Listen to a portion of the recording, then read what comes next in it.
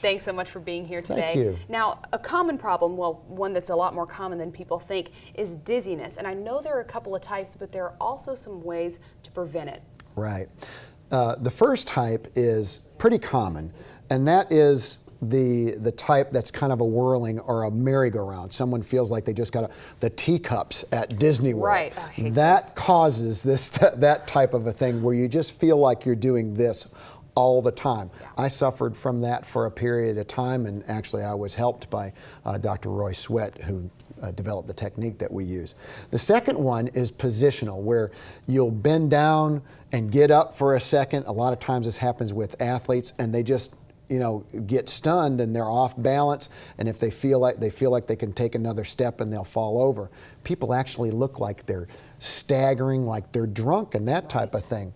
One of the things that can cause that is a problem with what's a piece of anatomy called the vertebral artery, and it's an artery that runs up through the sides of all of these vertebrae, and then takes 4 right-hand turns in the upper part, goes up into the brain, supplies the back 2/3 of the brain with blood, including the cerebellum, which is where all of your balance is.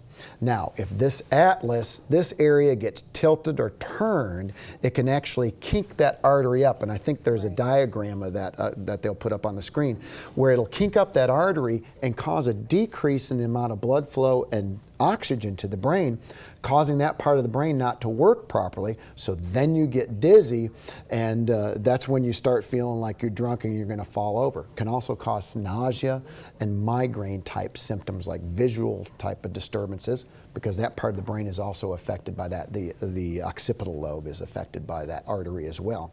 So we want to keep all the pressure off of that and allow that blood flow to get up into the brain where it's supposed to be. Now, how can chiropractic care help with dizziness like this? What we do is we adjust the cervical spine, put the atlas and the head and the rest of the cervical spine in position so that that artery is as patent as it possibly can be. And so that helps to get the oxygen flow going the way that it's supposed to be. And there's actually some research that's going to be coming out that actually proves that here in the future, probably within the next year or so. Great. Well, now for people who are experiencing symptoms just like these, how can they get in touch with you? Just call the number on the screen or contact us through our website, and we'll be happy to help. Thanks. Thank you.